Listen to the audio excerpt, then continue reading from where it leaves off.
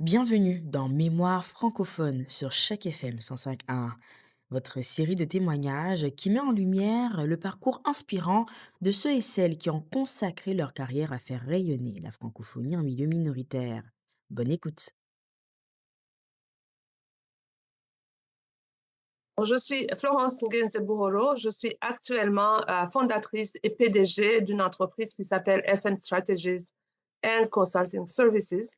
Je suis originaire du Burundi, Afrique centrale, et je suis au Canada depuis 32 ans. Alors, ce qui m'a amené au Canada, c'était vraiment une situation d'instabilité dans mon pays d'origine, le Burundi. Je n'avais jamais imaginé d'ailleurs que j'allais immigrer dans un pays, mais il faut dire que j'étais encore très jeune. À l'époque, il y avait une guerre civile dans mon pays, le Burundi. Et donc, j'ai décidé de venir au Canada avec ma petite famille. J'avais des jeunes enfants. Et on est venu s'installer au Canada comme réfugié. Je suis arrivée au Canada comme réfugié politique. Le lien que j'entretiens avec la langue française est un lien, en fait, qui est très, très fort. Parce que finalement, c'est cette langue, le français, qui m'a vraiment permis de m'établir et de m'intégrer au Canada. C'est la langue qui m'a même valu les meilleurs emplois que j'ai pu imaginer. Et donc, pour moi, c'est un lien personnel, vraiment une langue de communication, quoique ce n'est pas ma langue maternelle, le français, je dois le dire. Mais quand même, c'est ma langue officielle, c'est ma langue de communication. Et maintenant, avec l'anglais, bon, j'ai quasiment deux langues officielles que je pratique. L'engagement pour moi pour la francophonie ontarienne a été immédiat et instantané depuis que j'ai mis les pieds au Canada parce que, en fait, en arrivant, je l'ai déjà expliqué plusieurs fois, je m'attendais à trouver des services en français pour moi comme immigrante, réfugiée, etc. Quand je n'ai pas trouvé ces services, j'étais une jeune juriste qui croyait vraiment dans ses droits et j'ai commencé à revendiquer les services tout de suite et je n'ai jamais arrêté jusqu'aujourd'hui, 32 ans plus tard. Alors, la manière que je suis arrivée à la direction du Centre francophone de Toronto a été, je dirais, plus ou moins organique. J'avais été directrice des programmes dans un centre de santé communautaire à Hamilton-Niagara, le centre de santé communautaire de Hamilton-Niagara, pendant une dizaine d'années. J'avais été aussi intervenante plutôt là, dans les services d'établissement, les services sociaux. Par la suite, je suis allée travailler au gouvernement de l'Ontario comme superviseur des programmes pendant une autre dizaine d'années. Donc, quand le poste au Centre francophone de Toronto s'est ouvert, j'étais vraiment la candidate idéale. Moi, je suis arrivée à la barre du Centre francophone en 2017 et à l'époque, on parlait du Centre francophone de Toronto. Nous avions 4 points de service, euh, quelques 80 employés. Et 7 ans plus tard, quand moi j'ai quitté, on était devenu le centre francophone du Grand Toronto.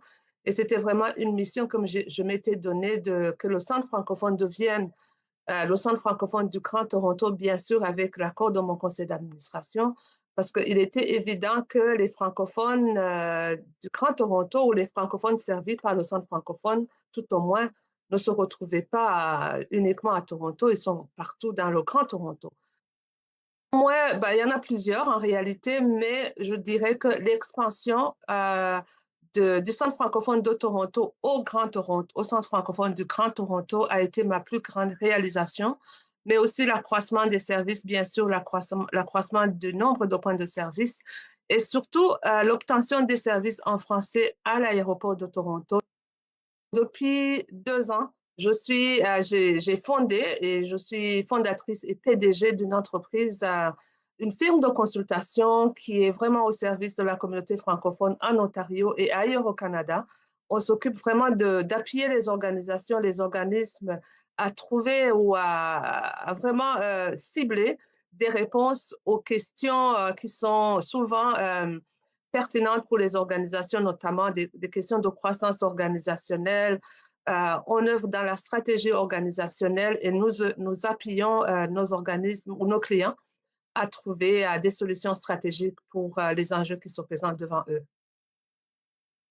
Alors, les défis auxquels on fait face quand on travaille pour la francophonie en milieu minoritaire, vous l'avez bien dit, c'est le thème d'être une minorité. Donc, nous sommes souvent en train de revendiquer les services et ça nous prend beaucoup d'énergie, beaucoup de temps avant d'avoir les services qu'on revendique. L'autre défi qu'on a la plupart du temps dans le contexte francophone hors Québec, c'est toute la question de l'assimilation. À l'ère de l'intelligence artificielle où tout va trop vite, en fait, nous sommes confrontés à une question d'assimilation, surtout de la relève. La jeunesse francophone au Canada ne s'intéresse pas autant aux Français que ça l'était avant, quoi. Quand je travaillais pour les organismes communautaires, ou je donne un exemple, quand je travaillais au Centre francophone du Grand Toronto, il était facile de mesurer mes actions parce que je voyais l'impact directement sur, par exemple, des indicateurs comme le nombre de clients desservis par l'organisation, l'accroissement du financement ou le nombre de points de service. Donc, j'avais des indicateurs comme ça qui me démontraient mon impact ou l'impact collectif avec, parce que c'était pas la mienne seulement. Maintenant, comme fondatrice et responsable d'une entreprise, mon impact se mesure vraiment par la satisfaction de mes clients. Et je dois dire avec fierté que les clients qu'on a servis à date, la vingtaine de clients qu'on a desservis sont très satisfaits de nos services. Alors, là, je pense que rendu ici la fierté ou un événement qui est d'une grande fierté pour moi, c'est d'avoir eu le courage de sauter de PDG d'une organisation qui réussissait brillamment pour recommencer, devenir responsable d'une entreprise qui commençait à zéro. Ça a été un courage extraordinaire et j'en reste extrêmement fière. L'immigration est fondamentale pour la francophonie ontarienne et d'ailleurs au Canada parce que les recherches démontrent certainement une baisse croissante des francophones, du nombre de francophones franco-canadiens au départ, ceux qui sont nés et grandis ici. Alors, l'immigration est vraiment un facteur important pour revitaliser en fait les communautés francophones au niveau du nombre, au niveau de l'expertise, au niveau de la qualité, au niveau vraiment de la croissance de la francophonie canadienne. En général, moi, je dirais que notre force la plus importante, c'est le fait qu'on parle deux langues officielles, le français et l'anglais. Et notre faiblesse la plus importante et le revers de notre force, c'est que nous sommes une francophonie en situation minoritaire. Donc, c'est toujours un combat éternel entre la force d'être francophone et la faiblesse d'être une minorité hors Québec. La jeunesse est vraiment l'avenir de la francophonie canadienne, ontarienne.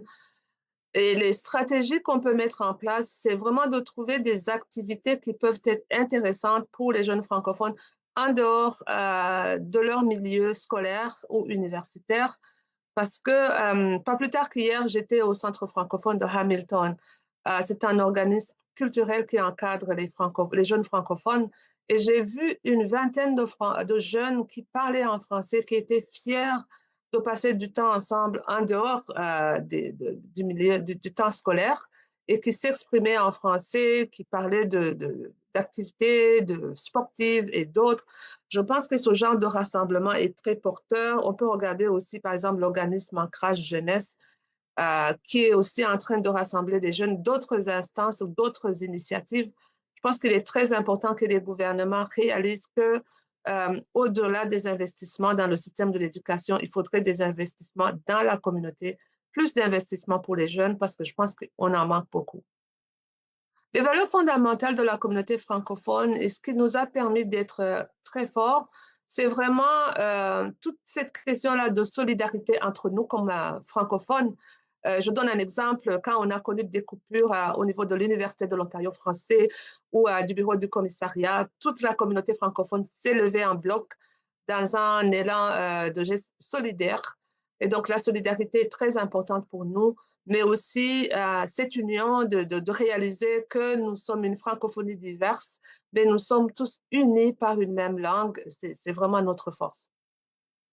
Je suis très optimiste, mais je pense que nous devons être très stratégiques par rapport à la francophonie. La francophonie canadienne, ontarienne ne peut plus être une francophonie locale où on traite des enjeux locaux. On devra devenir une francophonie mondiale, universelle, à l'ère où tout va très vite. Nous devons regarder la francophonie dans cette optique-là et j'ai j'ai beaucoup d'espoir pour cette francophonie mondiale et universelle unie.